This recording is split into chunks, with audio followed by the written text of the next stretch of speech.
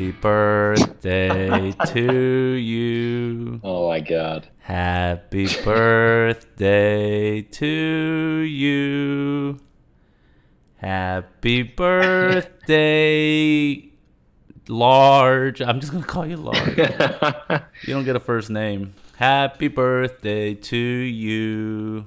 Oh my God. I mean, it's a little late, but it I, counts. I appreciate it, man. I appreciate it. Well, when was your birthday? June 3rd. That was Thursday? Yeah, let's pass Thursday. How old are you now? I'm 32. Oh, that's embarrassing. It's weird. That's I didn't That's old, man. I didn't think I'd live this long. I think my parents had like 3 kids by the time they were 32. I know. I'm failing miserably at that. I don't know, man. Like, it's just weird to think about, like, the For sure. generational differences. Yeah. People back then are like, oh, well, you don't have 12 children, you know? Well, maybe Right, not right. that exaggerated, but I guess it's like frowned upon if you didn't have two kids by then. yeah, I mean, just the society as a whole was just so fucking different. Yeah. Like, imagine, like, I mean, maybe I'm thinking of this wrong, but like baby boomers, they could have a job at a factory and then buy a house, have a car, and go on vacation. hmm That's really hard to do nowadays. You could have 2 jobs right now and not be able to do any of those. I know. I remember when I worked at Harris Teeter back in the day, there was a lady who was probably like in her 50s or so, and she was working like 3 or 4 jobs, and she had maybe 3 kids, and she was trying to support them and pay for rent and all this stuff. And I'm just like, I don't know how you do that. Yeah. I can barely support myself. How many kids do you have? I have one fur baby. One fur baby. How's Yeah. the pup? She's good. She's good. She Her name's turns Luna. 6. Yeah, Luna. She's a pit bull. She will turn 6.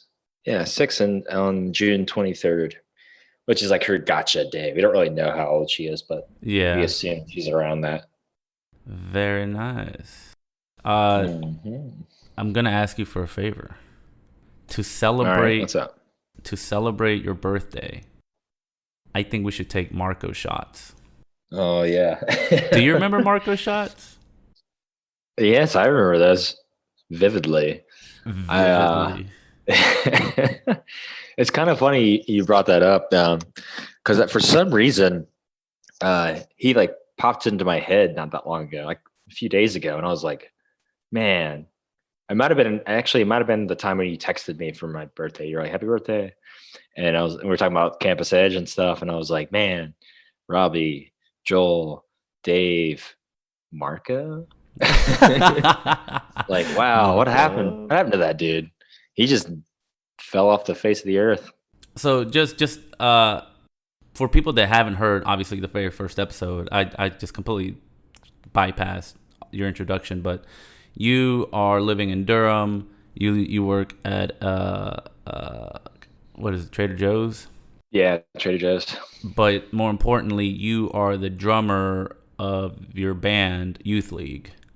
That's correct. And I met you in college in Wilmington, North Carolina, which is where the whole Marco Shot thing started. Yeah, I think we all met Marco. So we were all living in, that same apartment complex called Campus Edge, which is really close to UNCW. And we all met Marco through Robbie. And I Oh, think is that Robbie right? had Yeah, met that's right, him. because Marco was Yeah, going at UNC Wilmington. yeah, yeah. And I think I could be wrong, but I think both of them were taking some film classes together. And I think maybe that's how they met. Well, now I hate Robbie. Thanks a lot, dude. It's all his fault that we met Marco. There's some good that came out of it. Mark, Nah, I mean, yeah, we Mark is not can. a terrible person. He just had some stuff going on at the time. No, so background, Marco, I don't know. I don't know what he's doing these days. I think when I thought about him, I was like, yeah, I don't know, like look him up on Facebook, see how he's doing. And I think he's like somewhere in like Europe, I think he in Spain maybe or Italy. I think one of his parents is like from Italy. I could be wrong. I don't know. I know he was a military kid, so I know he moved around a lot. Yeah, and not to make it sound like I hate him or anything like that, but yeah, I mean, he was the butt of our jokes a lot of the times. Yeah, he Um, would. He was just kind of goofy. He just made it really easy to kind of mess with him, and he would take it a little too personal, and I guess he didn't catch on to our kind of comedic relief. yeah, but then he really fucked us when he didn't help us with the film when we were Yeah, doing the 24-hour film festival. yeah. I wasn't even like a part of that, but I helped out. Yeah, you helped out way more, and that was the thing because I think it was me, Robbie, Dave, and then Marco. Mhm. I think that was the original team. That was for a Final Cut Film Festival, Yes. Do they and still have that in Wilmington? I would assume so. I remember the video you guys made. It was called Hamilton's 360. Yep. And I think it's on YouTube. So if you Google Oh, Hamilton's 360 and maybe my name, Pablo, you'll we'll find see. it. Maybe. I have the best acting in that. Dude, that so for background, we entered a film festival where you get 24 hours to make a film, and the way they do it is you go pick up your packet and it has like a prop and like a storyline or something, or not a storyline, like a phrase or something that you have to like work into your movie. Yeah, And so that way they know that you've done it in the last 24 hours. yeah, And that was a shit ton of fun. it was. It seemed very, very stressful for you guys. I wasn't on like the editing, filming part of it, but it seemed a lot of fun, but very stressful at the same time. No, yeah, I mean, we didn't get any sleep, but the place where we really fucked up was one, we cursed at like every corner of Yeah, it the was a lot of movie, cursing. like from beginning to end. And then two, we made the mistake of buying this cheap little microphone, thinking it would be better than the microphone on the camera, Oh yeah, and the it sound. That's was, terrible. yeah, it was just awful, and there was just no salvaging the audio. So it was kind of like the concept was good, the filming was decent. I remember like somebody saying like you guys would have placed if Yep, you swear so much. yep. Because like the top 10 movies get played at an actual like film, like a movie theater place. Was it for like I could be wrong. I could be remembering this wrong, but I want to say like the top winners got featured in Cucaloris maybe. Yeah, maybe like the top, either the Top. winner or like maybe the top three that the judges really Yeah, liked, maybe. yeah. Um, but yeah, Duke Fire. He was the instructor at Cape Fear. He still is, by the way. That's awesome. I would love to just poke my head in there and just be like, "Hey." Dude, you know what he told me when we were so more background. We went to Cape Fear Community College studying film and television production. And Duke Fire was pretty much the teacher for all classes, Yeah. from editing to storytelling to production, sound, lighting. He was the only guy there, and he was very blunt, and I appreciated that about him. Yeah. I mean, he would treat you just like you were on a set. Like that's just how you get treated. And it was Right. And if you did a good job, you're like, oh, good job. If you sucked it up, you're like, hey, man, that was shit. yeah. But I remember he came up to me. He was like, hey, Pablo, you've got some good stuff, but you need to watch out who you're hanging out with. And Mm, I'm like, what the fuck does that mean? I mean, I was like, what, 21 years old? yeah. I'm like, okay, cool. Well, we're going to go drink and skateboard. So talk to you later. Yeah. It was probably me and Dave. Mostly Dave. Yeah. No, well, yeah, it was just weird. Like he understood. I guess that was his way of telling me, Like "Hey, you are going to this is a game of networking, mhm. and if you're only hanging out with people that are just going to not give a shit, go drink and skateboard, then that's not how you're going to come out ahead in this Yeah. industry." But at the time, I was like 21. I'm just like, all right, cool, whatever. I'll still do a good job, right? I don't know. I'll hang out with my friends if I want to. Shit. Yeah. I will say, because of him having so many connections locally, he definitely uh, was able to get us to work on sets. And Yeah. I know like a lot of the people in that class, some of them ended up working for One Tree Hill.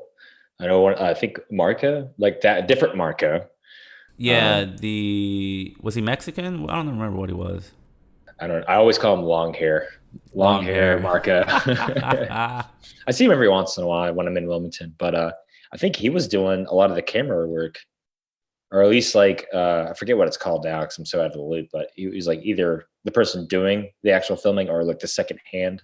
I Yeah. forget what that's called, but there were some people doing that. I mean, I got some opportunities to work on another thing that was supposed to be like the next One Tree Hill. It was terrible. It was garbage. The acting was so bad. But I was doing a lot of grip and lighting work, which was really cool. But it was all because like Duke knew these people, and you could just go out there and just be like, "Yeah, Duke Fire sent me out here," and they'd be like, "Yeah, cool, we'll put you to work." Yeah. That's But exactly how it was. you literally could just get into the scene that way, and not even like he was more or less just like go out there and work. You'll meet, have these connections. You don't even really need the school. Like go out there and just do the thing. Right, right. That's why Robbie and Marco were pretty jealous of us Yeah, because we're at a community college it was like our paying first year. You know, yeah, paying like what, $500 a semester or something like that. I don't know. Maybe we I'm were doing exaggerating how cheap yeah it was, but yeah. I don't remember exactly. I know, but we were doing a lot more than they were doing, yeah. and it was like their second or third year or something. Yeah, we were filming, we were editing, we were lighting, we were like you said, basically internships, right? We were the PAs, Yeah, assistant PAs and shit like that. yeah, yeah. Like right off the back. Do you remember? What was that little? There was like a little show we were filming inside that. Oh, So like the Zeke's. yeah, Zeke's and the Levy or something like that. Yeah, So Zeke's on the like levee. so people have an idea of like the classroom. It was in like an old auto tech shop, I want to say, for the school. And then I felt like they built another spot for that. So they started using it for the film. And like it still had like you still had access to like the huge garage room, but they Yeah. had converted it. It was actually the set from Dawson's Creek, I want to say. Can't Huh. remember exactly. It was either set. It was like the set from that, like the bar from like there, or like it was a set from something being filmed in Wilmington, and then like they donated it to the school. A So hand me down. yeah, and there was like a recording booth in there, and then they had like the room with all the computers for editing and stuff. And then they had Yeah. laptops and cameras you could rent. You could like rent.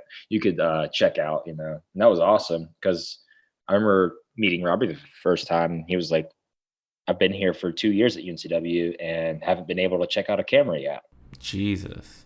And I was just like, "What?" Yeah, he's paying to go to the University of North Carolina at Wilmington, paying God knows how much per tuition, like per semester, I think he and was out not of getting to state touch too. camera. Oh Yeah, yeah, he was from South Carolina, or yeah, South Carolina, right? yeah. I don't remember. I know he's moved around a lot. Yeah, I think that was his issue, right? Because at Yeah. one point he was like, "Yeah, I'm thinking I'm just gonna move." Yeah, that was a long time ago, dude. Marco Shots. Yeah, let's get back to that. Went off on a huge tangent. Marco Shots are in order for your birthday. Me and Robbie still do Marco Shots every now and then. Yeah, right before COVID started, I went up to New York to hang out with a friend of mine, Shay, who does tattoos up there in Brooklyn. And after I got tattooed, I hit you up and we hung out and got a beer. I think we FaceTime Robbie and had micro shots. It was Oh great. yeah, that's right. We did do that, didn't we? Yeah, I have a picture of us doing that. God damn it. Yeah, I remember that now. Maybe, That was right maybe before COVID. yeah, it was right before. It was in February, early February, or maybe. Yeah, it Yeah, was. Yeah, yeah. I have the picture. So if you want to use that picture for my picture for this one, we should totally do might that. have to do that. Also, you need to share a picture of you like on the drums. I think that would be the cool picture to do. I mean, I definitely have some of those. But I'll definitely add the Marco Shot one on the Instagram, Yeah, or that'd be I'll put sick. it on social media. That works. Um, but yeah, I mean, I got my shot glass right here, and just for the listeners, what a Marco shot is, or Marco shots are, you grab a beer and a shot glass, and then you have to drink the entire beer shot by shot, and you have to toast to something each time. Oh, I forgot about the toasting. Yeah, so we would always just end up like saying the stupidest shit. Dude, thank God we didn't do this last night, man. Oh my God. I was Did I you got watch the game last night? No, I went to the pool all day, and I was a little dehydrated. And then one of my neighbors, he was so kind enough to hook me up with some gummies. Ooh, okay. The special kind? Oh yeah, and I Nice. was 20 milligrams deep. Ooh, God, you're out of this world then, huh? Oh man, I was feeling good, but I'm just like, all right, cool. If I need to do this podcast, I'm gonna focus and I'm gonna fucking get through it. And then all of a sudden, you're like, yo, can we do this tomorrow? And I'm like, thank God, thank God. I was so fucking high, man. Dude. It was amazing though. I have a little story with weed gummies too.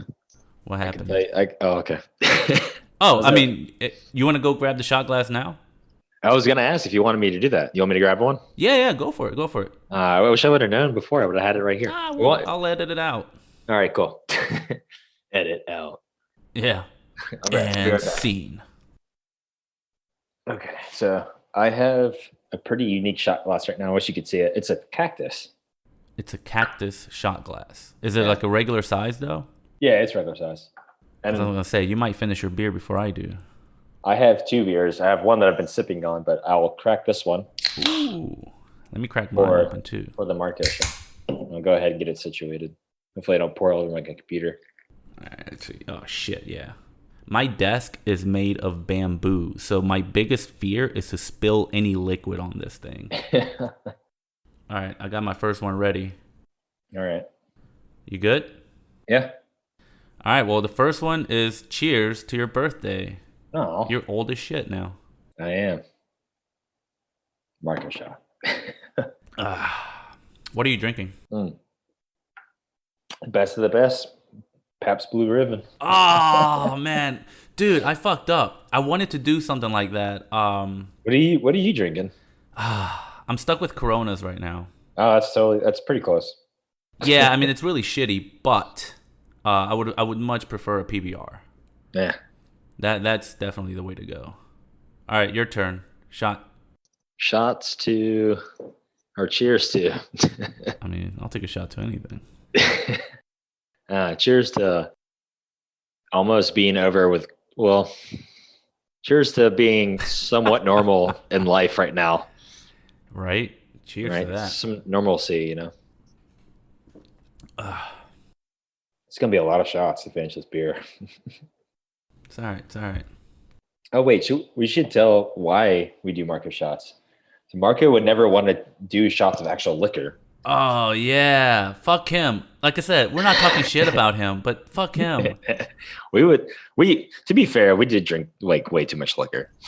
Well, no, you guys, I remember Dave, my old roommate. Oh, yeah. Dave drank like an insane amount. He's gone to rehab like 3 times, I think. Yeah, I hope he's doing okay, actually. Yeah, he's doing all right. All right. But yeah, long story short, Marko wouldn't take liquor shots. So he would take a shot of beer. And we would be like, what? Like, what are you doing? Yeah, it was like comical. I was like, never seen anybody do this. Go take shots of beer. Like, dude, this is not even relatively close to taking a shot of liquor. What year was that? Like 2008? So here we are like 13 years later. Nah, it was 2007. 2007. All right, 14 years. Yeah, because like I graduated and moved down like immediately. And I was in 07. Dating myself. You think you're better than me, huh? All right. Cheers to Marko for introducing us to this shit. Cheers, Marko. I hope he's listening, taking Marko shots. We should have like preferenced to have Marko shots ready for everybody. Yeah, it's all right. All right, your go. Cheers to Duke Fire at Cape Fear Community College for dealing with us. Out. Duke Fire probably won't ever listen to this, but thank you for all that you do and all that you continue to do. For real. Cheers. Mm-hmm. Ooh. Every shot gets worse. I emailed him. Nice. What did he last say? year. Did he ignore it? I'm surprised he didn't. He was like, yeah, I remember. Yeah. No, he actually, that's literally what he said. Because remember that video I made last year, summer 2020? It was like a music video thing, right? Yeah. Yeah. I sent it to him and I was like, hey man, like long time no chat. You probably don't remember me, but here's a video I just made. Let me know what you think. He's like, it's shit. Yeah, right? He's like, of course I remember you. We still have the rule, the Pablo rule. Oh my God. And I'm like, oh shit. So he does remember me. But he was like, I hope you're doing good. But I did tell him, I was like, hey man, thank you for everything you did. Because, I mean, he was very straightforward about everything. And that's kind of what people need to hear. Yeah, I'm glad he was very honest and very blunt and very Duke Fire. Oh, yeah. that name, man, Duke Fire, that's a strong name. Duke Fire is a strong name. Zach Large is a strong name too. Yeah. All right. Was it my turn or your turn? I think it's my turn. No, yeah, it's your turn. Yeah. Cheers to fucking discovering gummies, man. I discovered like gummies like a couple of years ago, and I'm like, holy shit, these are amazing. Dude, let's take the shot and I'll tell you. All right, shot. Delicious. Really hits the lips just right. No finer way to drink beer than just through shot glasses. Or through a straw, you know? Yeah, fuck that. I remember one time I was serving tables and this lady's like, yeah, can I get a straw for my beer? And I'm like, I'm sorry, what? And she's like, yeah, I drink my beer with a straw. And I'm like, all right, congratulations, you're a loser. Like, you're disgusting. Yeah. All right, tell me your story.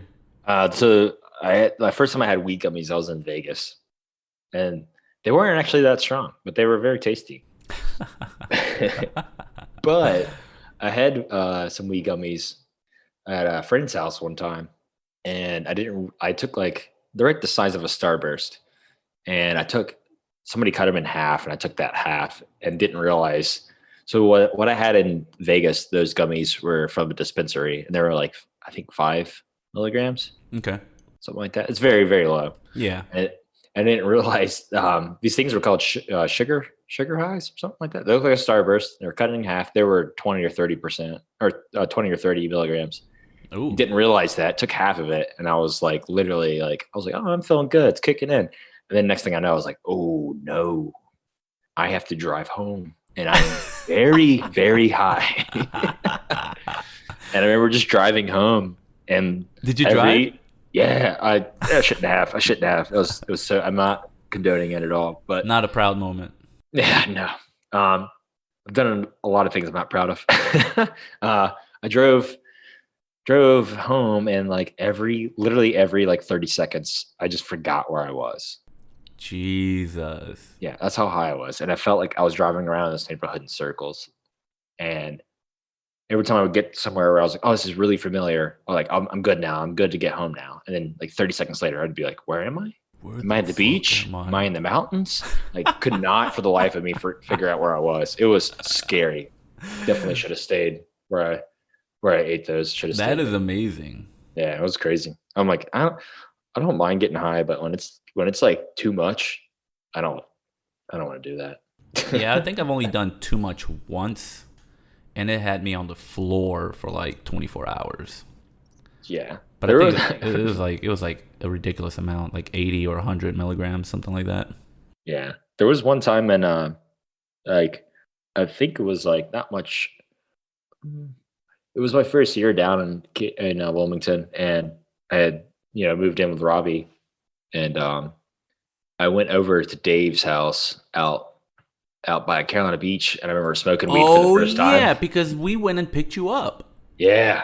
I did gravity bongs out of the sink. It was gross. Jesus. I did 2 of them, and then I was like, I don't feel anything. Did another one, and I was like on the moon. And I started freaking out and getting paranoid, and I called Robbie to come pick me up. By the time he got there, I had already passed out. Yeah, I remember we showed up, and you were kind of like on a beanbag or something, and you were just kind of like dead. Yeah. And that's about right. And then you were, if I remember right, maybe Robbie can tell it better, but I remember you saying something like, "Am I going to die?" or something like that. Like, I don't want to die. And then Robbie's like, "Hey man, just don't puke in my car." Yeah. Oh yeah. And then I'm pretty sure you ended up puking in this car. That very like after we got back to Campus Edge. Yeah, we were really close. I don't know how I remember this, but I remember being like close to UNCW, and I was just sitting, I was in the front seat, and I was just started, like when you get like when you're about to throw up, your mouth gets really moist and starts getting wet, so you just start spitting to kind of help with that. Yeah. And I was just like in the car, like off, high, and I started spitting in his car, and he was like, "Dude, are you spitting in my car right now?" I'm like, "Nah." He's still spitting, and he's like, "You're about to throw up, aren't you?" I'm like, "No, I'm good." He literally pulls over, opens the door for me, and I just like put my head out and just spew it all out. Yeah, I do remember you got some in his car. Yeah, it was like on the right on the door frame area. Yeah. Maybe a little bit inside. I don't remember. I know he cleaned it already. I felt so bad. Yeah, nah, fuck Robbie. He doesn't deserve anything good. He's ruined my life forever, and I can't even tell you why. At least not on the air. Okay. It was a super gross story, and I'm just like, Robbie, I hate you for the rest of your life. By the way, have you talked to him? Oh, let's take another Marko shot. It's your turn. Yeah. So this is to Robbie, actually. All right. Cheers, And Robbie. Robbie and CEB, Campus Edge Brothers. Dude. Man, these are terrible. Campus Edge. You want to talk about Campus Edge? We can, yeah. That place is a dump. Oh man, it was so sketchy, but so affordable. I know. That's where literally like people that are like trying to get their lives off of like being homeless go to live. Yeah, seriously. I know they had a lot of those people. They had a lot of people struggling with drug addiction, like living there first, and it's kind of like a halfway house in some of the apartments. It's the perfect place to go live when you're in college. Oh my God, it's right in walking distance. But like, I think we might have been the only students that lived there. Well, that's why they ruined me with Dave, right? Because Dave was planning on going to UNC Wilmington. Yeah. And then once he met me and Robbie and you and saw the difference between Cape Fear and Wilmington, stopped going. He was like, yeah, I'm not going to pay tuition at UNC Wilmington. If anything... Was he going to go for film too? Yeah. So him and Robbie wrote a full like feature film like script. No shit. And it's actually not bad. But yeah, I don't remember what it was about. It was Dave just being Dave because he's like infatuated with like, I don't know, love stories or like like I don't know. It was about a car and a guy that's like in love with a car or something like that. I don't know. And then he fights depression or alcoholism. I don't know. Was it? So it was kind of like, what is it? Him or her? That movie? Where he's like falls in love with his iPhone. Oh well, no, not quite like that. But there were no sex scenes with the vehicle. Gotcha. But I think the vehicle was just like the piece that links the whole story together. Was it a Mini Cooper? Nah, I'm sure it was not. No, I can never see Minnesota Dave even thinking remotely of a Cooper as a sexy car. No, he's more into sports cars. He's more into like, I don't know, old timey things. In his head, everything's better in the old days, right? Gotcha. Yeah. When the white man could actually dictate his own life, you know? I can actually picture him being like, "Oh yeah, man, that's sexy."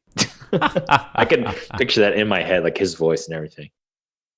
Yeah, dude, that was all right.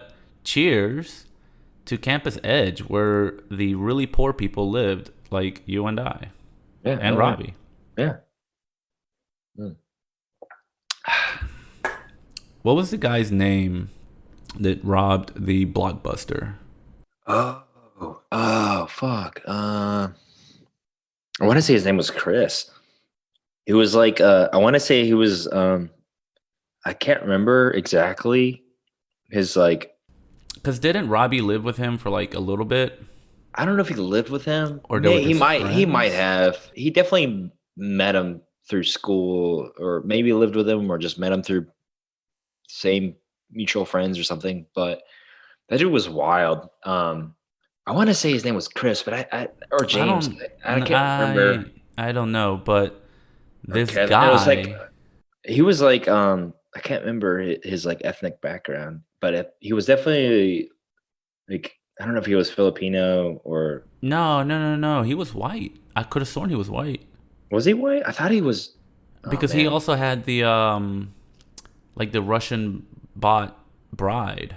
yeah, dude. I thought I don't think he was fully white. I think he had something else. Well, this dude tries to go into a But anyways, yeah, Blockbuster and rob it with a fake gun that he borrowed from from Robbie. Robbie. Yeah, It was like I don't want to say a water gun, like maybe a BB gun or something. it was like one of those like airsoft guns, Yeah, some sort of like, and he spray painted it black. yep, spray paints it black, decides to go to the Blockbuster, literally The blockbuster. 5 minute walk from Yeah, Campus Edge. terrible. And apparently, like, he tried to rob it, failed, and then he hid in his car while the cops came. Yeah, he got busted. Like a fucking idiot. Yeah, And then I remember seeing his Russian wife, who barely just like spoke English, like on the phone at, like by her campus, like her name was Sasha. freaking out. How do you know? Because How I do you know remember this? meeting her. Did you date her? No, Was she desperate for a man I have after he I got don't arrested? I have no idea, but I do remember when she was freaking out and she could like barely speak any English.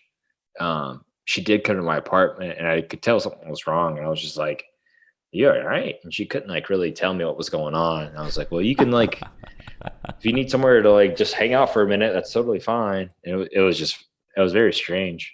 She was super nice. Like I feel like it just sucks. I feel like she was genuinely like a decent person, Oh yeah, and I'm sure she she was. just had the deal. She was like, I don't want to get sent back to No, I mean, like, legit, this was probably someone that got bought, like, through a dating site or something. yeah, or like God knows, she could have been involved in like sex trafficking. Like, there's no way Yeah, of knowing. And at the time, we're too young and dumb to realize anything like that. but I mean, it kind of, yeah, now thinking back on it, yeah, I mean, that could have very easily been it, because, I mean, we were in a neighborhood where shit like that could happen. Yeah, that was a weird apartment complex. That's for sure. Yes, it was. I remember somebody got stabbed in the back parking lot area. We would constantly walk through all the time at night and stuff. Uh, your go. Your turn. I already finished my beer, but I'll See, do I another one. knew it. Your shot glass was bigger than the normal shot glass. Fuck you. All right, so I got one. I got one poured.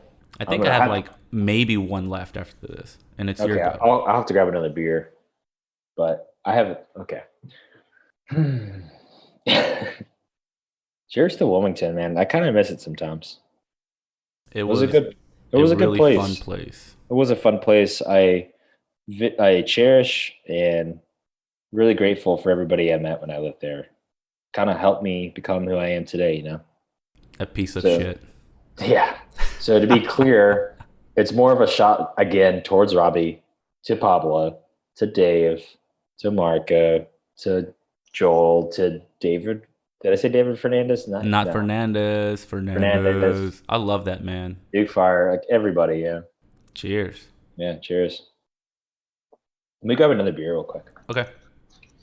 I'll grab two, just to be on the safe side. Fine. I'll grab one too. Hang on. Sorry, I'm back. And I have 3 beers now. Oh shit. Gotta be prepared. Well, it's a Monday night, so it makes sense. Got really lucky. I had a couple of people over and bought way too much beer. So I've had this 18 pack of PBRs and I've been figuring out a way to try to polish it off. I really hate it.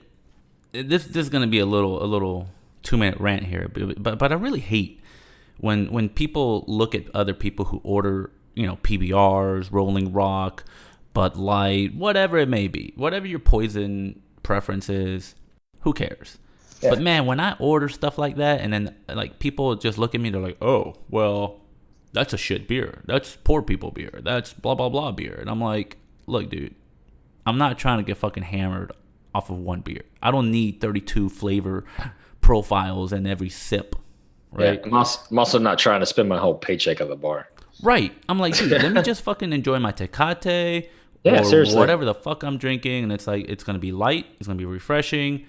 I don't need, a hazy IPA every fucking time that I drink. No, you only drink that. I only drink stuff like that if I'm like, you know what, I kind of want a nice beer right now, or if I'm like with friends or something, and I'm just like on vacation or just I don't know, just visiting. I don't know. No, I crave, you know, hot IPAs a lot and like the darker beers. But on an average night out, I'm not gonna order those, right? No, no. It's just like, yo, hook me up with a PBR and I'm good to go. Miller High Life. Oh yeah, I've been getting into a lot of wine lately. Well, not even lately. It's been getting into it since COVID. Well, it sounds like you're officially old. I still can't do wine. I've been enjoying it. I've been enjoying the hell out of it. I've been kind of figuring out what I like and what I don't like, and it's been really nice. All right, this is my last shot, All my right. last Marco shot. And cheers to both of us getting COVID and not dying. Very fortunate people. Oh, yeah. You're fully vaccinated now, right? I am, yeah. Yeah. So, how was your experience with getting COVID? As I open another beer. Yeah, same. Um, I got really, really, really, really lucky. I met a guy yesterday at the pool who had it from March until March 2020, probably until about February the next year of this year. Jesus. And he's had like waves of just like feeling like dog shit. But he said that once he got the vaccine, it pretty much went away. It like cured whatever lingering COVID disease he had. Yeah, I heard a little bit about that. And It's pretty wild. yeah, dude. I was like, holy shit, that sucks. Because then you look at my story, I got COVID probably like, I think in New York, they officially stated it as December 1st. But within like 5 days, I was back to normal. Like the worst of it was just the grogginess. Like, you know how like when you wake up and you feel like, I don't really want to do anything because It's like hard to get up, hard to yeah, like you just you get motivated to get up. Yeah. yeah, like you feel lethargic. You're just like, I don't want to do this. Yeah. That's literally the worst of it that I had. And that lasted for like 5 days, and then it was back to normal for the most part, except for I lost my sense of smell and taste for about a week and a half, 2 weeks. Gotcha. And then it started to come back, and I was just like, all right, that was it. Like, it was easy for me. Interesting. So there's definitely some things that are the same with me. So these, so I gotta kind of preference some of it to kind of break down like when it started and how it started and how long it lasted. So we played a show, like a live streaming show at Cat's Cradle. A drive, me and our bass player Jaffer were driving back to meet up with my brother afterwards. After we loaded out, we were going to our friend's house, Kellett, who we've been hanging out this whole time. We've all been like our little COVID bubble. Right. So we're all hanging out there, having a good time. Just kind of be like, yeah, it was really nice to play a show again. Da da da. And then go home, feeling fine, no biggie. The next night, I'm off. Hang out with another friend that's in our COVID bubble and his girlfriend, and we're having a good time. And later, they left, so I went to sleep that night, and then I woke up probably, I don't know, around like 3 or 4 in the morning with like the worst chest pains.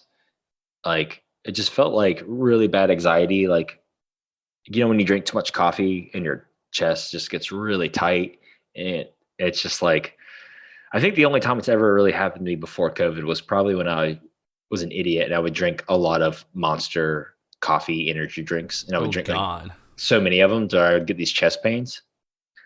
And so it was basically like that, but it was like 10 times worse, to the point that it woke me up and it kept me awake. And I was like, kind of like, God, this is like very uncomfortable.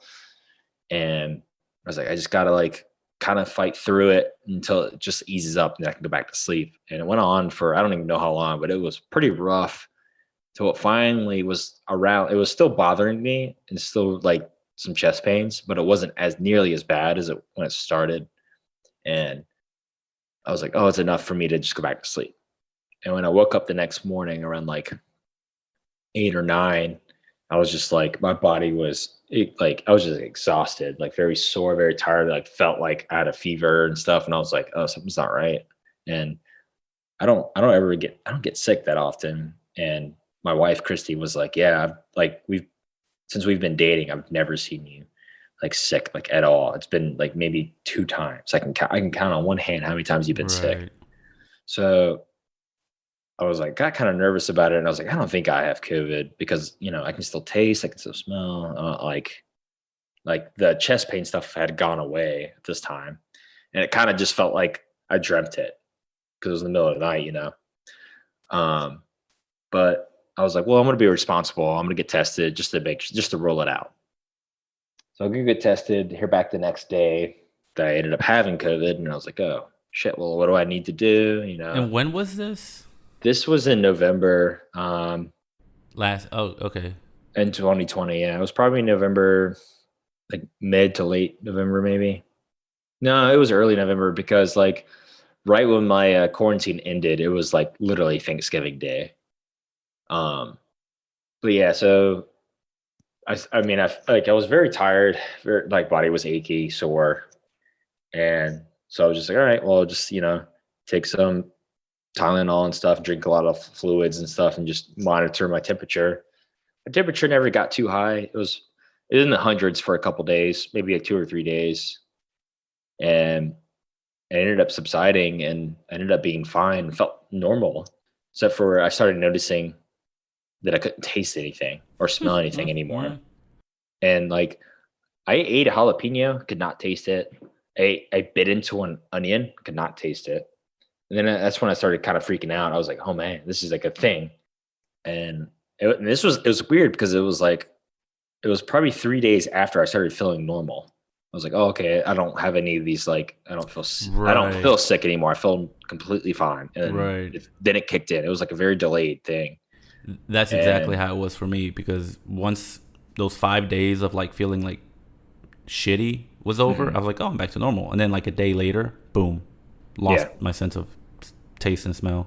it was weird. Like a friend made us a like cornbread casserole. It sounds very southern. That is very southern. With like chili and like jalapenos in it. And he usually puts like 2 or 3 jalapenos in it. He put like, I think 5 or 6 in there and like could not taste them. And I was loading it with hot sauce too. Could not taste any of it. Jesus. And it came out fine too. Ah, um, but yeah, it was weird. And then like slowly after, I don't remember how long it took, but like, yeah, I think I first noticed that I couldn't taste and smell anything when I was brushing my teeth. Like the best way to explain it was like, if you've ever had, like I usually use like, I don't know, like Colgate or something. And it's very minty, very fresh, very tingly in the mouth. And like, you can just like taste the mint. And if you've ever used Tom's toothpaste, it's very like bland. You can like barely taste it. Like that's the best comparison with that. It's like you're brushing with your normal toothpaste and it tastes like you're using Tom's where you can't even taste it at all. yeah, I mean, I don't know how many people buy Tom's toothpaste. It's pretty like if you ever want like and it's a waste of a couple bucks or whatever, but if you're ever wondering the difference of like the taste, like Yeah, that yeah, is the yeah. difference right there. But the weirdest thing was, and I forget how long it was until like I had probably I don't really know, like most of my taste and smell back, let's just say 70% or something or 80%. But after getting it back a little bit, I'm like, okay, cool. I'm starting to get out of it. I started getting these like, I don't know if this happened to you or not, but I started getting certain things started smelling and tasting awful to me. Mm. I noticed it because I was drinking wine one night, and it literally like I looked it up, and people would say like stuff tastes like gasoline or smells like chemicals or something like that. And literally like wine, like the wine I was drinking, literally tasted like it didn't taste like gasoline because I have no idea what that tastes like, but I would assume that's what it would taste like. I know it just tastes very chemically. Um, so that was a thing. Like blueberries, like blueberry waffles, like smelled weird. Like blueberries, strawberries, like smell and taste very weird to me. Um, Coffee, like when it was getting made in the morning, like getting roasted or getting grounded up, Was smelled this horrible to me. Like it just smelled like there was like toxic chemicals in it. It's really hard to explain. It just smelled like something's not right with this kind of. so this happened when you got your sense of smell back? Yeah, when it came back, I started getting these like And for how long did it last? it lasted for a while. Like even to like to today, like the blueberry waffles at my work smell like chemicals to me. Um Hmm. and like but it's not as bad as it was. It's not as prevalent of like the smell or the taste of it, but it's still like kind of there. And I don't know if it's just like my mind just like still remembering it as this weird smell, and like I'm just like triggered every time I smell it now. Or it's just like, oh, this smells bad. But That's interesting. No, I didn't get anything like that. yeah, it was weird. I looked it up, and like I think it's like it's either 1 out of 5 or 1 out of 10 people who get COVID have this happen to them. And I could be wrong, but I think they were calling it taste paralysis. Huh. And yeah, it's like a thing where like stuff starts smelling and tasting bad to you, Well, but there's not like in a like like rotten egg kind of smelling way, like more of like toxic way. It was really weird. yeah, there's some actor or something like that that got COVID. I don't remember who it was. But they were like, yeah, I got it like, 6, 10, 12 months ago. I don't remember the Hmm. actual story. So I probably shouldn't even be telling it. But apparently he till this day cannot taste and smell shit. That's fucking wild. And he's had it and he recovered from it like, obviously a while ago. And it's like, what the fuck? It's like, I will admit though, like every now and then I'll take a bite of something. I'm like, huh, it wasn't as good as I thought it would be. And I'm like, oh shit. Is it Yeah, because I can't taste it? yeah. It starts Do I playing mind. have one of those like lingering effects? Yeah, it's weird. It's really weird. But then I'll go and like eat something really good. I'm like, all right, it was just a shitty piece of food. Yeah. Yeah. Other than that, even eating that is like pretty mild, I would say, compared to what other people are going through. Like, I'm, No, very yeah, fortunate that that's all I've gone through. And I feel like kind of a piece of shit for even like complaining about that. But I feel like when I got back to work, I felt like being pretty open about it.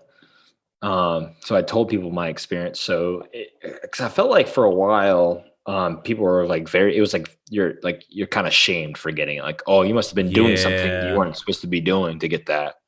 And it's like, no, just because like Well, I not went. only that, but I've met people here, and I'm like, yeah, I had COVID, and they look at me like, oh shit, you actually had it, and I'm like, yeah, Yeah, yeah, but it was like in December, and they look at me, and they're like, but you feel better now, right? And I'm like, motherfucker, it's been like what 5, 6 months now, like, relax. yeah, yeah, If I wasn't okay, I don't think I would be out here like drinking with you. yeah. I don't know. People Yeah, are weird. people were very weird about it, and rightfully so. When it's unknown, you have like no idea, and nobody close to you that's dealt with it. Then like it's pretty scary. But that's kind of how I felt with it, and I went to work when after I was fine and okay and cleared to go, and I was very open about it, and I just told people like this is what happened to me, like and people I feel like people were pretty grateful for me sharing because like when you're not in the know and no one's telling you anything, it makes it worse. Yeah. How's Trader Joe's? Is Man. everyone in there still wearing masks or no? So within the past it's been maybe 2 weeks, 3 weeks now. Um, they came out with a roundabout way of saying if you've been fully vaccinated, you do not have to wear your mask anymore. Right. So especially this comes up because of CDC saying you don't have to wear your mask if you're vaccinated anymore. I Right. really think it's just like a tactic to get people to be on board with getting vaccinated. Um, so like I've been very on the fence about whether or not to keep my mask on or not. Like if I go, if I so I typically wear my mask when I go out. Not typically, I always wear my mask when I go out. I just feel like if I'm going into the place of business where the workers are wearing their mask, like I feel like I should probably wear mine just to be like like Right. a courtesy thing. Um, Right. Right. so it's still like very strange, uh, but that's just kind of how I view it. You can view it any way you want to. It's just kind of my opinion. No, yeah, and it's funny, like on social media, on the news, even people that I know. I went out drinking Friday night with my buddy Mhm. Philip, and I mean, he was like laughing at people who were wearing masks, and I'm like, well, Like, no, you it can't. is what it is, like if They it just makes don't. look, If I don't you, know if they're vaccinated. I don't know if it just makes them feel better or if it's just like habit, right? It's like complete habit after a year of wearing masks. yeah, It's for like, sure. It's no one's going to be like immediately just switch the switch, unless it's people who've been like complaining about having to wear it all the time. right, people that don't like wearing masks, who never wanted to wear masks, they're the ones who are like immediately taking off a mask. Oh yeah, I mean, you can tell. You can just tell when people like. I'm pretty sure. I mean, like nobody's standing at the front of the store asking for vaccination. Excuse me, cards. I mean, Right. that would open up a whole nother Pandora's box if you did that. But Yeah. No, I mean, look, the way I I mean, you're see it kind. is like, why care? Yeah, I mean, like we're vaccinated now. If you feel comfortable wearing it, yeah, wear it. If you don't, like you're vaccinated. If I mean, like I can't tell you what to do if you're not vaccinated. Whatever. Like you're going to be more at risk than we will be. So it's really on you. You've made the decision to not do it. Yeah, and I mean, It's if they're on you. And vaccinated, it doesn't matter, right? Because yeah, they're vaccinated. I'm not going to like. I mean, it's frustrating, but I'm not going to like bully someone into doing something that they don't want to do. Like, I mean, it's not my place to do that. Well, I don't think it like so like okay, if you're talking about straight science, Yeah, I mean, like then nobody needs to wear a mask who has been vaccinated, from my yeah, understanding. yeah. But like I But said, I do think that was like more of a trying to give people a and push in that direction of getting it, so they can like, oh, look what you like. If you get it, look what you can do now.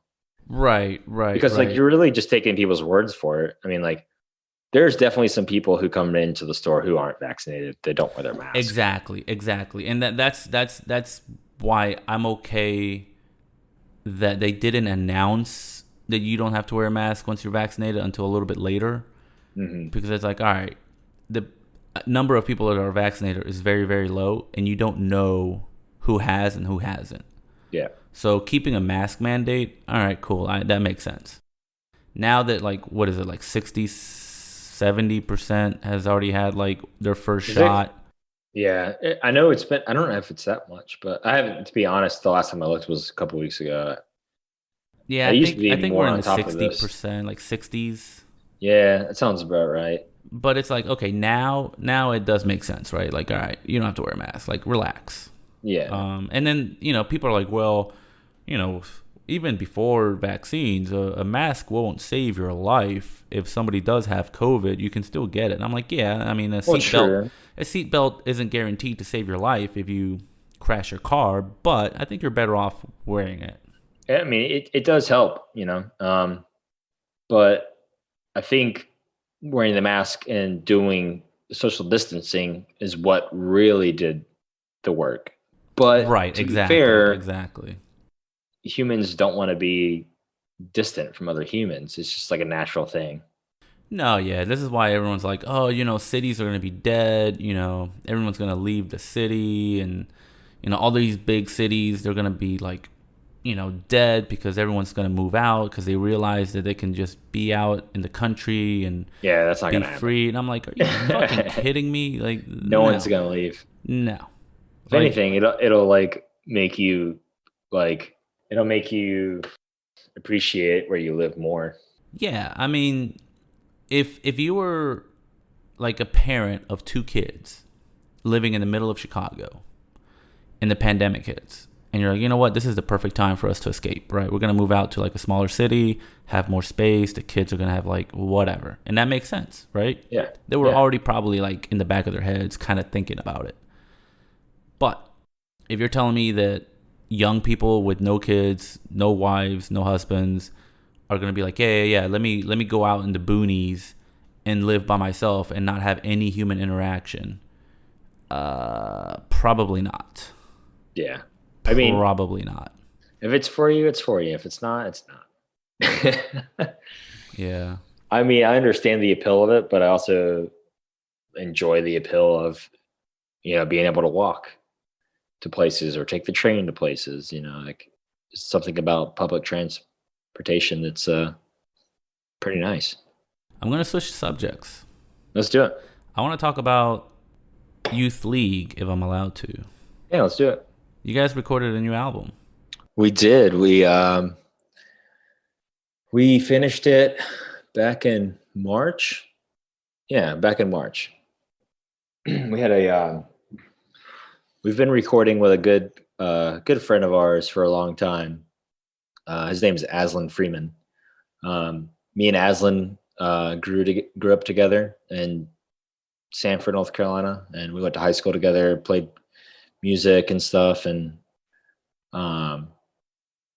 yeah, that's how we met in Sanford, and we kind of went our own separate ways and stuff, but we always both kind of had like the music bug, and he recorded basically all of Youth League stuff and some of my old bands stuff, and we were at one point, me, my brother, and him were in a band together as well.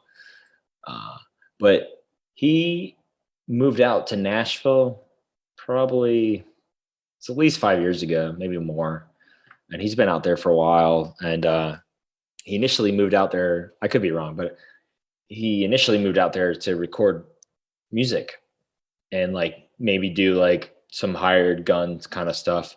When I say hired gun, I mean like someone's looking for a guitar player or like a drummer or something. He can play a bunch of instruments, but so someone's looking for somebody to fill in for a band because they need somebody to fill in for a show. Like he could be the guy to learn the song in like an hour or so and like show up and play the song. Yeah, so that's how Nashville works a lot, especially because he's more in tap with the country scene. Have you been to Nashville? I have, man. It was a good time. I went up there to actually visit him. Had some the hot fried chicken. It was phenomenal, very spicy. And I enjoyed myself up there. I mean, there's going to be different music scenes up there, but country is more predominant. Right. Rightfully so, because it's Nashville. But still had a good time. There's like a lot of music there. So even if you're somewhat of a music nerd, you'll have a good time there. You just have to be kind of open-minded about it. Yeah, Nashville is one of the few places in this country that I've actually haven't gone to that I want to. It's a good time. Like initially you might think it's like, oh, it's just like Southern redneck place and it kind of sucks. And I mean, you're probably not far off, but like there are some good stuff with it as well. Yeah. Just like any other city, there's always going to be like shit that you don't agree with.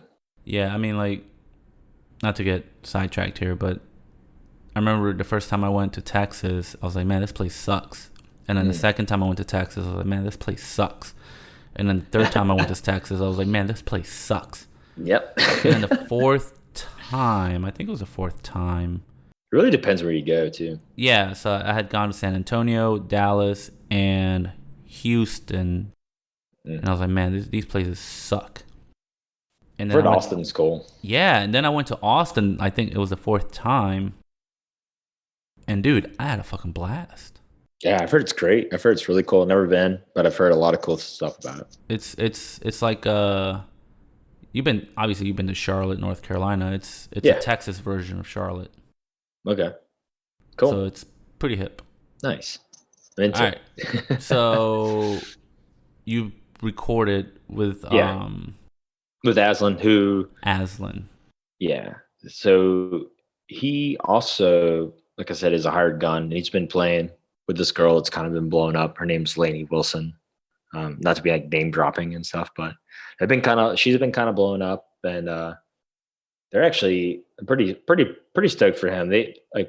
She's been blowing up, and he's been able to do some really cool stuff. They played on like live national TV for a Kelly Clarkson show and stuff. Like, Nice. it's like, I mean, like for country shit, like that's pretty awesome. Like you get to play For on TV and anything, that's stuff. fucking awesome. And I'm really stoked for him because that's a big deal. Um, I'm not somebody who's super into country, but it's just like that's awesome. I'm super glad you're getting to do this. And Lainey is a very talented writer, and she writes good. I mean, she writes very good country songs, and I do think she'll blow up and do really well. But they've gotten to do some cool stuff, and they're actually about to do a huge tour with I think his name is Jason Aldean. It's like a huge country dude, but they're about to do like some crazy long tour, and I'm like, dude, that's awesome. I'm so stoked for you guys. That's how you know the pandemic's coming to an end. Like all of these like music events and concerts and everything, they're all coming back. Yeah. It's they're like all coming back. Some ways I'm pretty excited about it, and some ways I'm a little nervous about it. Why nervous? I keep expecting, I don't know, some people might say I'm a negative person, but it's just probably the way I was raised. But I'm just like a very realistic person to where I'm very reserved on like how I think about things. Like with everything that's going on, the trends of stuff, like with other countries that have reopened, like England and stuff like that, it's just like you see how that happened with them, and now they're back in like their third like lockdown. I'm trying to stay optimistic about it. Yeah, but in the back of my head, I'm just like, man, it could so easily just go this other way. But I'm really hoping for the best. Yeah, I think we got two things going for us. One, we're one of the countries that has the most vaccines. Very true. So we're kind of like, we've got that blockade, right? Yeah. And two, we care more about money than anything else. Yeah. So in a lot of these other countries, they'll have like 20 cases in the neighborhood, and they'll shut down like half of the city for that. Yeah. Here, we could have 1,000 cases, and we're like, well, it's only 1,000. Yeah, in retrospect, keep the bars open. Yeah, in retrospect, it's not that bad in New York if it's only 1,000. No, yeah, I mean the numbers are crazy low right now. That's good. So I know New York was going through some pretty hardships. No, I remember jogging in Central Park and running by those tents where people were expected to be put in and pretty much die. Yeah, that's wild. I felt like a war zone. It was just the weirdest thing. I believe it, man.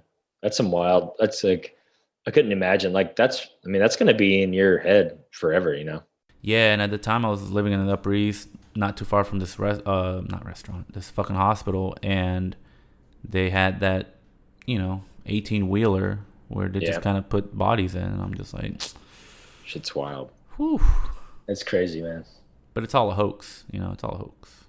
Yeah, there's one or two people I work with who say that shit, and it really bothers the shit out of me. I mean, I still talk to people who are like, why didn't we just let everybody catch the virus? We're all going to build herd immunity. And I'm like, well, probably because the hospital can't handle that. Yeah. Right? That would mean a lot more, like, yeah, it would take a lot longer for us to get out of it.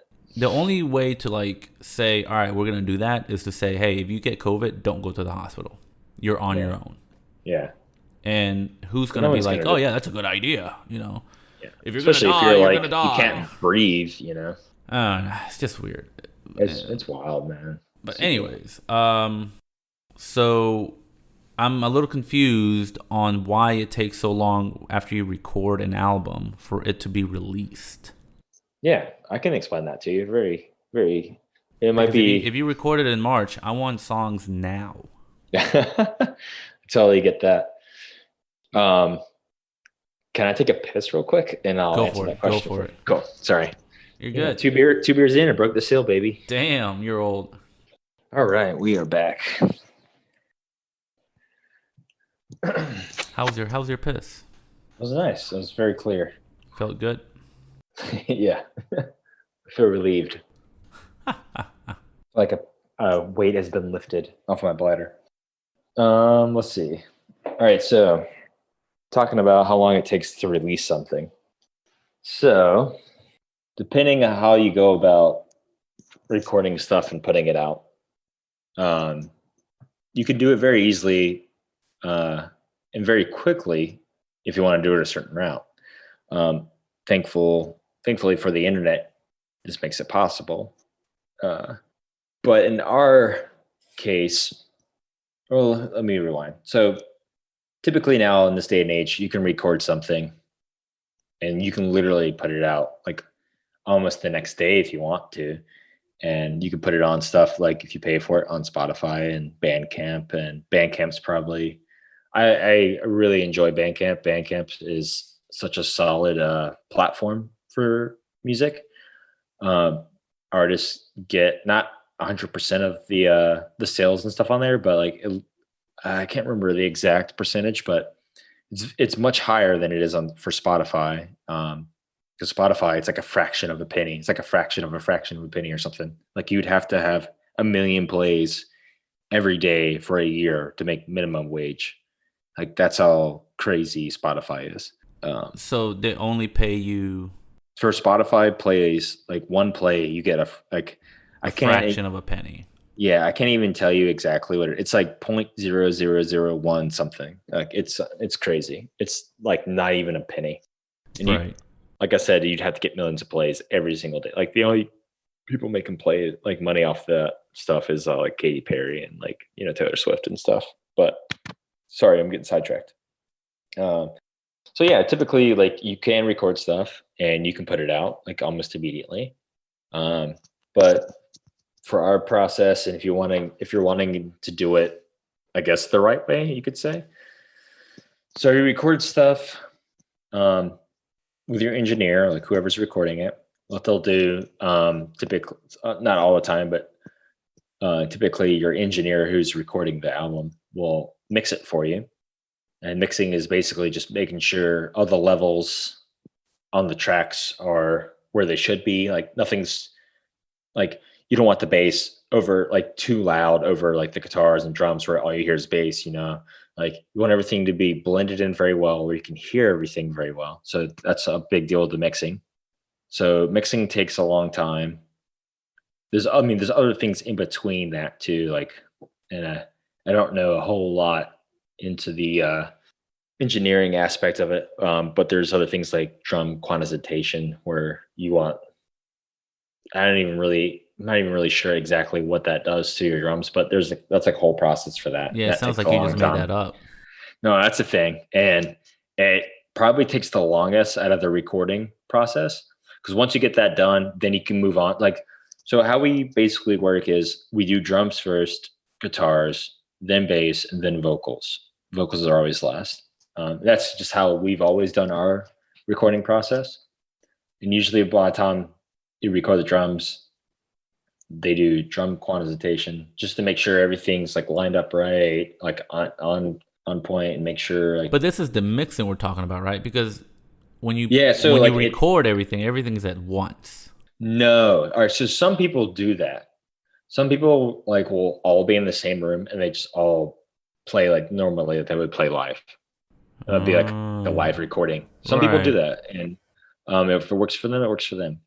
We don't do it that way. We basically will have like a scratch track, which means Mike would be playing the guitar parts, and they would just be like not perfect, but like at least something for reference. So what I would do is I would listen back to them and play the drum parts to those scratch tracks. And then he would go back over and actually play the parts like as perfect as he can. And same for the bass player Jaffer. He would do the So same you thing guys until it's record very it low. like separately and then like piecemeal it together for the final Yeah. product. So yeah. So for example, I recorded drums. So we did scratch tracks beforehand so I could listen to them and practice to them. So I would have so I'd be very comfortable when we started tracking drums. We did scratch tracks at a practice space. And then we rented out a space to record drums at in Raleigh called Soundtracks. And which is a very cool place, a very nice place. They do a lot of voiceovers for commercials and movies and stuff in there. I remember seeing a picture of the KFC guy. Like reading out commercials in there. And I was like, this is Oh, amazing. for like the new KFC, like five Like, dollar chicken, blah blah blah yeah, blah like blah. that guy is in there and he looks exactly like Colonel Sanders, like No way, really? reading off a list. Like, yeah, they do a lot of that sound dubbing stuff in there. Yeah. I think they did some stuff for Eastbound and Down in there too. But we tracked drums in there. And then because of Aslan, so our friend, a good close friend of ours who also records, Kurt, he came in and tracked and recorded the drums. And then because of Aslan being in Nashville, to kind of help him not have to keep driving back and forth to do stuff, we tracked the drums, got it out of the way.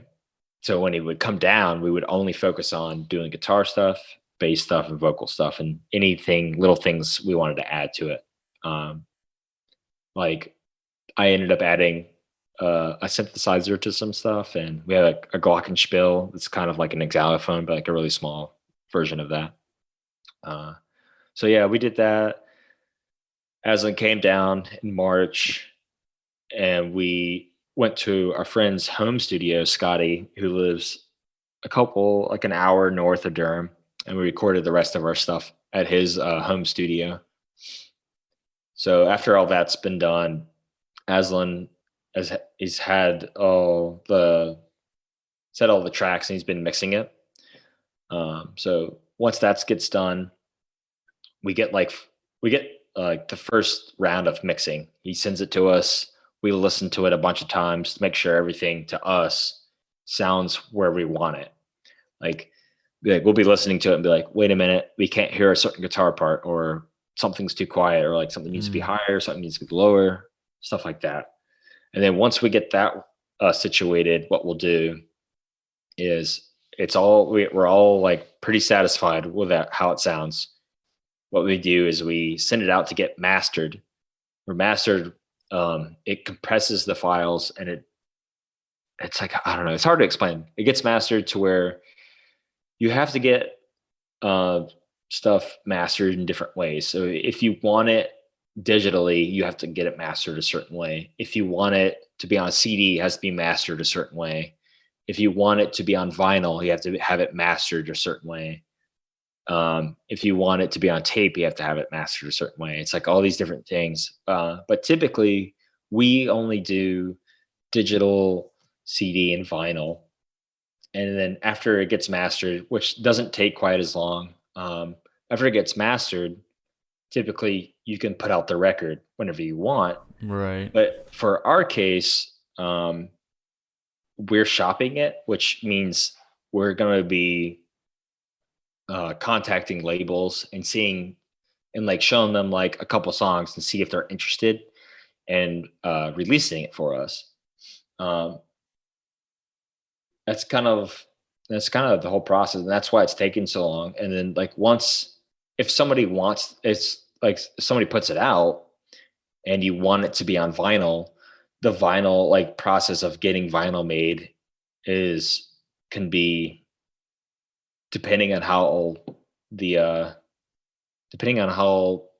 long it takes to get the vinyl, it could be anywhere from a couple months to a year. Just depends on how backlogged they are with other catalogs and stuff they're pressing at the time. So, roughly, if you record something and you're wanting to put it out with a label or just like put it out and put it on vinyl, you're looking about a year from where you started recording. So that's why That's it takes so insane. long. Yeah, that's why that takes so long. But I mean, if you're just doing it yourself, and it's really just up to how productive you are getting it done. Like I'm doing some solo stuff. I've been kind of dragging my feet on it, but also like the guy who's working on Youth League record is also working on my solo stuff. So, and I told him like Youth League stuff's priority. Like my stuff is going to be on the back burner. Right. So that's why it's taken my solo stuff to come out longer. But plus I want to do like vocals and stuff on my solo stuff. So it just really depends on like how motivated you are, and if your resources are have a quicker turnover rate. No, yeah, and I mean, you guys are obviously more independent, smaller. Mm-hmm. I could only We've imagine like if Taylor Swift said, "All right, I'm ready to record," they could probably have that shit like overnight or Well, close to yeah, it. they'll have it overnight. Vinyl, probably not. I mean, she'd have to wait. She'll get bumped in front of a lot of other people. That's for damn sure. Because obviously, people like bands like my size aren't pressing like thousands of Right, vinyls. right, right, Most of the time, people are press like bands our size, like labels typically do anywhere from like 250 to 500, maybe 1,000 if the band's really doing well, maybe 2,000. But like, right, like Taylor Swift's probably pressing like millions of vinyl. So like obviously right. that's going to be priority because they're making more money off of that. Exactly. Yeah, it's wild. Well, shit. I mean, you guys recorded in March, and you guys are shopping around. Do you have like an estimated, like maybe early next year? That would be a safe guess. Um, Yeah. we there's like certain people we want to put it out, and if it like we already know, we already have people who will put it out, or at least are very interested in putting it out. But we're kind of testing the waters to see if anybody, What else is out there? yeah, Do a little because shopping. yeah, because like yeah, the whole thing of shopping, because like we were on a label beforehand that you know in hindsight it was nice to deal with and kind of get our feet in the water and just kind of know how stuff works, and Right, we kind of right, learned a right. lot from it. So I feel like we have a better knowledge of working with a label now. Um, we didn't get a lot of things we wanted out of the past label, and that's kind of what we're doing now. We're just kind of filling it out and seeing if someone's interested. Are they going to listen to us and kind of provide what we want out of it? Right. So it's a long process, but if it comes out with the people we want it to come out with, to me, it's worth it in the long run, rather than just rushing it to push it out. I mean, I want Oh it out yeah. as quick. I mean, don't get me wrong, I want it out as quickly as possible, but sometimes it takes longer. No, I mean it makes sense. You want it's a balance, right? Like yeah, you Yeah. want shit out as an artist. I always want my shit out ASAP, Yeah. but you also want to make sure that the quality is there, that you're gonna get what you want out of it, and Another thing is too, I don't mean to cut you off, but no, go for it. another thing is like when you do find something that puts it out, they have like a whole team of like how are they going to push this to the outside world? How are they going to promote it? They have PR people that promote it. Right. They'll reach out to like magazines, blogs, um, people to like put you on their playlists and stuff so you get more plays. It's all about promoting it and like trying to push the sales of the record. And like that in itself, they have to like figure out a day where they're going to release it and be like, okay, and then make it like a kind of like, the record's birthday. Like, oh, it's here, like the Make an record's event. out now. Like, yeah, they make it a huge event out of it to push it and kind of hope people take into it and love the record. Well, that's awesome, man. Like I tell this to people all the time. Every time I like drink and like talk to people, I'm like, man, musicians are like the the gods among men. You have to be willing to deal with a lot of bullshit. You can't like the thing I will say for anybody who's like dabbling with wanting to like become a musician or just like play shows and go on tour and stuff, like you have to be in it because you love doing it, not because you're gonna make any money, because you will not make money off of it. Like I know people who I consider to be like crushing it and doing very well. And I'm like, oh man, they're definitely has to be making money off it by now. And it's like, nope, they're still in the same boat that you are. Like it takes a long time. Like even if you're lucky, you get to do it and make a living off of it. But like it's a hard thing to do, man, and you just got to do it for the love of it. Yeah, that's the thing about a lot of things in life is that if you're doing it, you should at least enjoy it. Mm-hmm. Um, Because like I remember, so here's like a good rule of thumb when you do a tour. if you come back and you broke even, that is a successful tour. Mm. If you come back and you've lost money, that's like that sucks. Yeah. Like it's still like you got to experience a lot of things. Like you're more or less going on tour for the exposure and the experiences. Like you don't really like if you come back and you made money, that is like amazing. That's awesome. But if you come back and you broke even, that's also awesome as well. But most of the time you get like realistically, you're playing if you're lucky, you're playing shows like you're playing venues like my show's band plays venues probably the size of they're like 250 capacity. If you're selling that every night, if you're selling out on that every night, that's awesome. Like, you're Mm. probably going to come back with some money, but most of the time you that's not happening. Um, you're like if you're lucky, and I mean like you're generally like stoked if more than 30. If you have 30 people every night, like that's awesome. Like, and you're like you know 12 hours away from home and you're playing to 30 people who actually give a shit about your band, like playing, and they stick around to watch you play. That's amazing. Yeah. And that sounds kind of silly, but like you're lucky if you get that, Like I've No, played yeah, for shows, sure. I've played shows till I'm in the middle of nowhere in like Pennsylvania to like two people. I've done that. I've played to like nobody. I've gone to venues where they're like, we didn't even know there was a show tonight, kind of thing, Like, Yeah. I mean, tour is very fun. It's like you literally go through all of your emotions on tour. And it's really fun and exciting to go. And while you're going through it, it's fun, but it kind of sucks. Like you have 30 minutes every night to do what you want to be doing, like having a good time playing new music. Everything else, you're driving, you're waiting the whole time.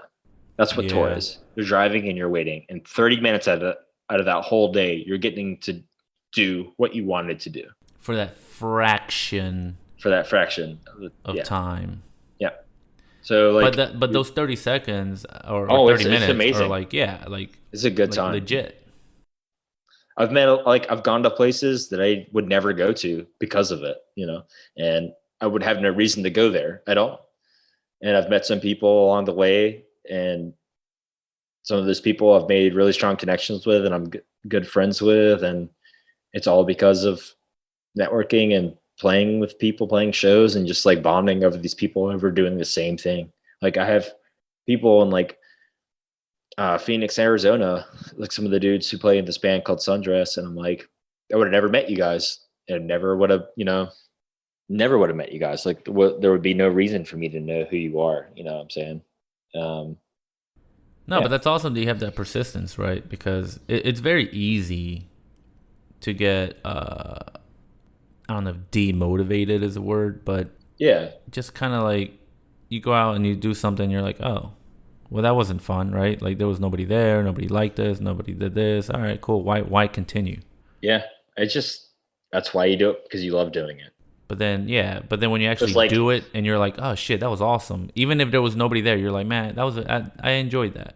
yeah, I mean, like, if anything, you had a really good practice when you played like nobody. It's I mean like but like the next night could pay off. You could have like 100 people at that show the next night. You just never know. It's just like that's just like the thing of touring. Yeah, Unless you get like a deal where you're opening up for bigger bands and it's just like guaranteed like sold out shows. Like even then yeah, you're not also guaranteed to be making a bunch of money each night because those people aren't there to see you. They're there to see the exactly. headliner. Like there might be a handful of people who enjoyed your band and that might buy something. They'll look Like you up and kind of like yeah, start following you you. might get a like on Facebook or something. Like Yeah. something like small like that. They might buy something. You don't know. I mean, it's just like you know. No, but I mean that's why you do it, right? It's I I enjoy it, and I'm sure at some point in my life I'll be like more into like this makes no sense for me to be doing this anymore. Like stop doing it. Just like I'll never stop playing music, but at some point in my life it'll get to the point where I'm like I can't tour anymore. Like I'll just play around locally. Like you'll be like, man, I already made too much money. Yeah, I'd or rather yeah, just or it just give doesn't back to make my sense. community. Yeah, yeah. It'll be more or less just like I'll play locally in town, or I'll play in a city about an hour away, or like in the state region or something. Like it just like it'll get to a point probably towards like I can't really justify, be on the road for a month or two, and I just can't do that. You know, especially when you have like a mortgage to pay or a car payment. When you're like, like the shows aren't paying for that. No, yeah, I mean, and that's kind of like, but yeah, it's just weird. It's I just enjoy weird. it. It's kind of like skating in some aspects too, because like I did a little bit of traveling when I skateboarded too, and I met a lot of cool people that way too. It's very similar in some aspects, but Yeah, and I feel like I feel what you're saying though, because like when we were studying film and television production, and I was working at a TV station, I was like, oh shit, like I'm getting my foot in the door, I'm doing this, I'm doing that, but then I was getting paid like minimum wage, yeah, and I'm like, I can't survive off of this. minimum wage is such a joke. And so then it's like, all right, I guess I'll just go get a degree in something else where I can make more money, right? Yeah, Because when you're well, it's like poor, you need money now. You can't fucking like, because that's the thing, right? They're like, oh well, if you just work in this industry long enough, you'll meet the right people and then you'll make real money. And it's like, well, I don't have time for that. well, even in the movie industry, it's like you're basically like if you're lucky, you get like a deal where you get to work on a movie, and then once that movie is done, you probably have about a month to figure out something else. Right, right. That's the other part, right? Is like Duke was very legit about it. He was like, dude, if you like consistency and security, this is not Yeah, the place to be. yeah, you probably won't have healthcare. Yeah, he's like, you gotta hustle, you gotta meet and network, and you gotta prove to people that you're worth the money. Yeah, And yeah, every couple months you'll be unemployed, and then you gotta find the next gig, and it's like shit. yeah. That sounds terrible. It does, but it's like in some aspects, it's kind of intriguing to some people. No, I mean, like, okay, if I came from like a wealthier background, I'd be like, okay, yeah, that's fine. I don't give a shit.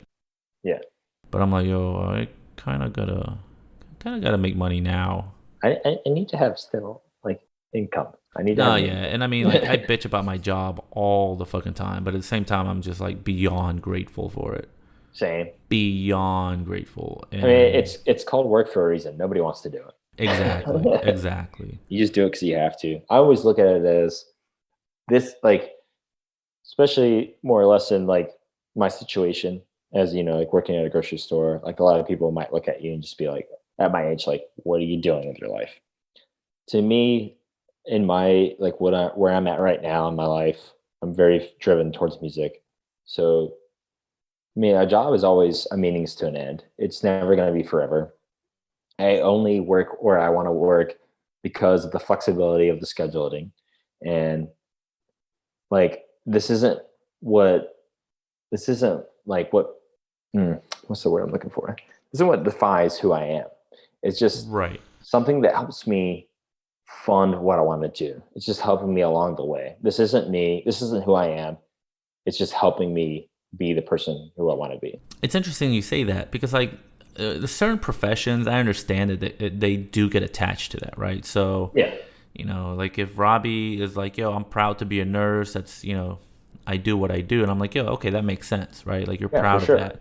But man, I've met so many people who do like just bullshit finance jobs, and they're like, "Yo, look at me! I make like $200,000 a year, blah blah blah." And I'm like, "Yeah, but like really, like that's like, is that really? Did you really grow up wanting to work for a bank? Yeah. To do this bullshit? No, I mean, but it's nice to have that money, but like like I I don't get know. it. Yeah, I want the fucking money too, right? But it's like, Yeah, everybody does. But like I also I like the struggle, and I like having the experiences, and it makes me a better person for it, I feel like. yeah, for sure. I mean, there are people out there who have a job but go out and do their side hustle that it's like their true passion, like Yeah. photography or whatever it may be. They just go out and do it, and they get paid a little bit, and maybe it's not a lot, but they're actually getting time to do what they enjoy. Yeah. And then I've had other people on the podcast who were like, yeah, fuck it, right? I don't want to do Yeah. any of the corporate bullshit, so they quit their jobs or never even got one and follow their passions, and all of a sudden they're like successful in their passion. And it's That's like, awesome. dude, good for fucking you, man. Yeah.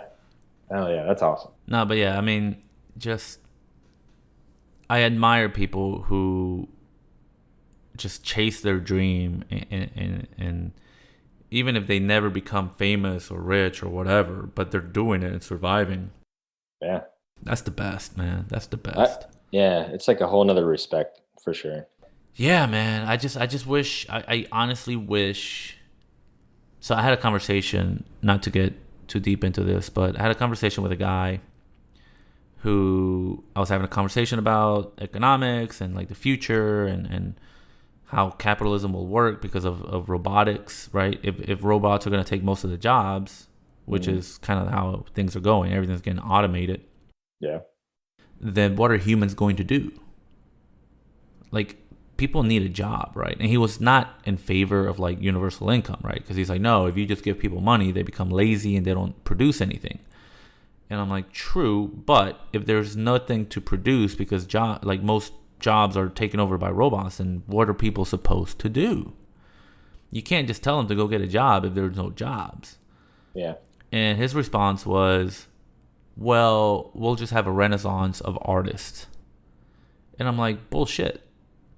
Not Because everybody's talent. Like nobody. Not. I mean, there's people who are talented and may not know they have these talents, but like, not a lot of people like have the talent to do no, like I shit. agree. So one, the talent is not everywhere, right? The talent is kind of rare. And then two, even if like let's say that you and I are super talented singers or whatever it may be, who's going to have the money to come watch us if other people don't have jobs? Seriously. So it's kind of like, hey, dude, I don't know. I don't know where I was going with that. It just reminded me of basically the importance and the admiration that I have for people that say, fuck everything, I'm going to chase my dream. And even if I just survive off of it, at least you're living your dream, right? Yeah, there's something about like somebody who has the talent and who's gone through some shit, or you don't have to necessarily go through some shit, but like when you put out a product and it's very genuine, like what's the word I'm looking for? When it's just very like honest and like Very very genuine.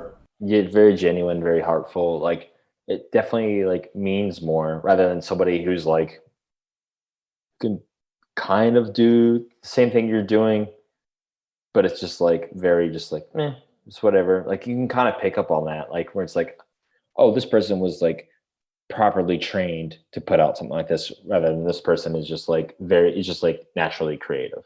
Yeah. Yeah. I don't know. It's just a weird world that we live in, but it is what it is. Mm. At least the pandemic's coming to an end. It's all over, man. You don't have to wear your mask no more. I mean, look, if you're fully vaccinated, you have every right to not wear a mask. Yeah.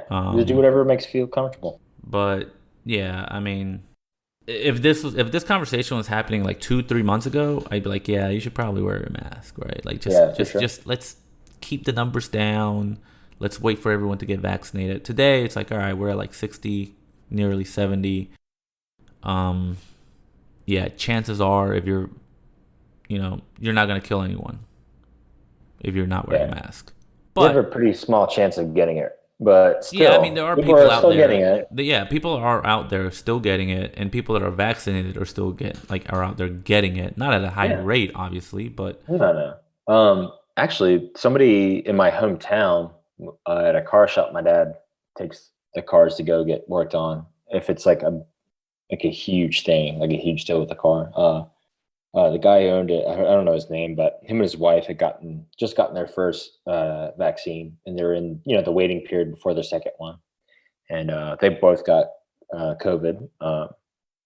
He had a hard time with it, but his wife had a harder time with it and actually had to put on a ventilator and like almost died from it. shit. It's just like, oh my God, dude. Yeah, the vaccines are 100%. So this is why it's like, all right, if not everyone is vaccinated, then I understand the concern. But gradually, as we do get more and more people vaccinated, it's like, all right, I understand the relaxation. Mm-hmm. of the mandates and everything else. Yeah, and I mean, I also get it, like just being over it. I totally get it. I bet I've Yeah. been over it when it started. You know. No, I mean, look, when I go to bars, I still put on my mask Yeah. when I'm walking around, and it's like not even as much because I'm like, oh, I need to protect myself or protect others, but it's more You're just just like being pure courteous. habit. Yeah. It's a pure habit thing, right? Like if I'm outside, I usually don't wear it. If I'm like at a bar that's outside, I usually don't. But like if I'm inside somewhere and yeah. Like, it's like, yeah, I will have it on. no, it makes sense. Well, we are probably close to like an hour and a half worth of a podcast here, Hell yeah. maybe even longer. But Dude, I didn't even tell you about the hiking stuff. Well, I kind of told you last time. well, you're gonna have to tell this story the next time you come on. Oh my God, a third one. Well, I mean, when did you come on last? What was Man, it? that was I Episode don't even, 1 in September or something like that? was it in September? September or October? Something like that. It was like definitely like early on when COVID was wild. Yeah, man. I mean, if like back then, I was just like, man, we'll be lucky if this thing is over in 2022. I know. We It were like, felt like we were gonna be in this shithole forever. yeah, it's wild. And now it's not even July yet, and everyone's like, all right, cool, the pandemic's pretty much over. Let's party. Let's do Marko Shots. Marko Shots on a podcast. Let's go. I wonder what he is doing. I don't know. I don't care. Maybe I will reach out. Maybe I'll reach out to him and be like, hey, man. Let's do a podcast. Hopefully you won't flake on me. Yeah, I know you got other things to do. Yeah. But anyways, again, man, happy birthday. Congratulations on recording another album. Thank you. Thank you. You're doing you, man. That's awesome. Thank you so much. Keep trying to do me. Yeah, man. I when I meet people that are doing life right, in my like obviously in my opinion, right? I admire that because I've met too many people that just want to sit indoors and do nothing. Yeah, I appreciate that, man. And so, not to say that there's anything wrong with doing nothing, but No. hey, man, life comes once, and you got to make the most of it. Yeah, live your life. Fuck yeah. Mask or no mask, I don't give a shit. Yeah. Well, sir, I will talk to you later, man. Have a good night. You too, man. Thanks again for coming on. No worries. Thanks for having me. See ya. Bye.